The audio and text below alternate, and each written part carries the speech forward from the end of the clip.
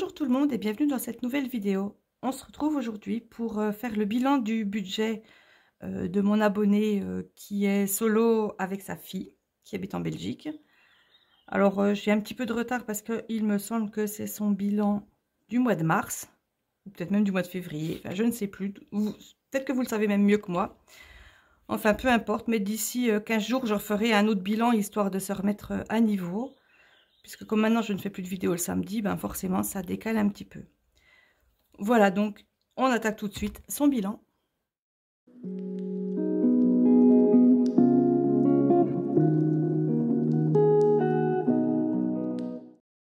Alors en bleu, on retrouve ce qu'on avait vu dans la précédente vidéo, c'est-à-dire son salaire, ses charges fixes et ses enveloppes. Voilà, et j'ai mis en rose ce qui lui reste à la fin du mois. C'est-à-dire qu'en course, eh ben, du coup, elle avait 100 € supplémentaires du mois d'avant, puisqu'elle avait des invités. Elle a réussi à garder quand même 60 € sur son budget course, et franchement, c'est pas mal. Il lui reste également 20 € en santé, comme vous pouvez voir. Resto, action et donc shopping, il ne reste rien. Il lui reste 10 € en imprévu. Et pour ces enveloppes qui sont en fait des épargnes, cadeaux et vacances, il n'y a pas touché, donc il reste 50 et 40 € respectivement. Voilà, ce qui fait que du coup, en épargne, elle a mis donc 90 €, ce que je vous disais juste avant, là, cadeaux et vacances. Et puis, en économie, elle a également, je ne sais pas si c'est bien cadré, je vous mets ça un peu plus haut. En économie, du coup, ça lui fait aussi 90 €.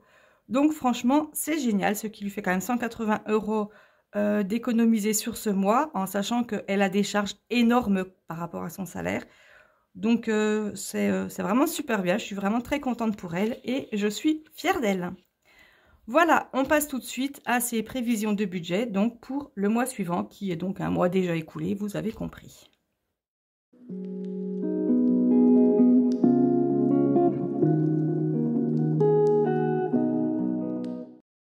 En fait, il n'y a pas énormément de changements par rapport au mois précédent, si ce n'est qu'elle a 10 € de moins de salaire.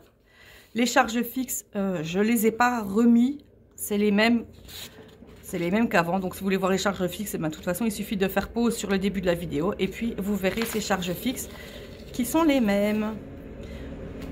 Voilà, il fait beau, je recommence les vidéos, la fenêtre ouverte et bien entendu, on a un tracteur qui passe.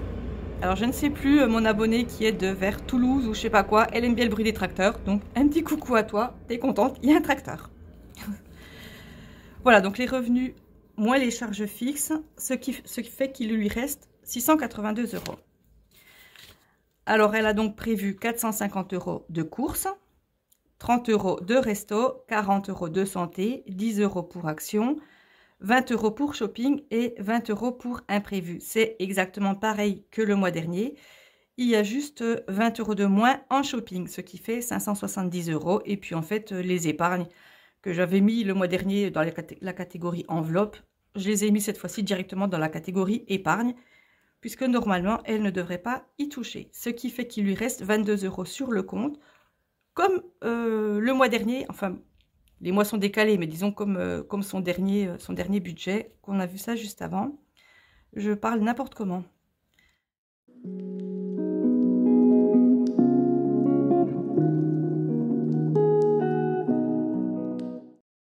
Voilà, c'est terminé pour cette vidéo. C'était super rapide, mais bon, de toute façon, il n'y a pas beaucoup plus à en dire. Et puis, je ne vais pas vous assommer de chiffres, d'addition, de soustraction, de choses.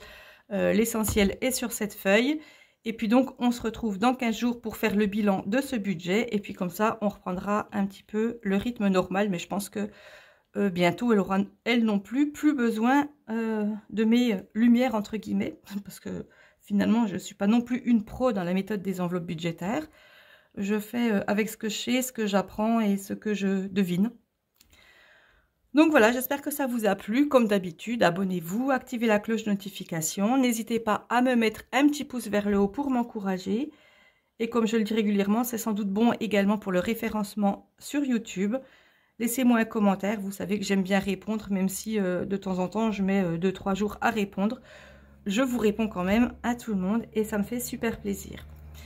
Voilà, donc on se retrouve lundi pour le 3e bilan de mon mois de mai. Et puis on se retrouve jeudi prochain pour le budget prévisionnel pour mon mois de juin. Donc je vous dis à très bientôt dans une prochaine vidéo et en attendant, portez-vous bien. Bye bye.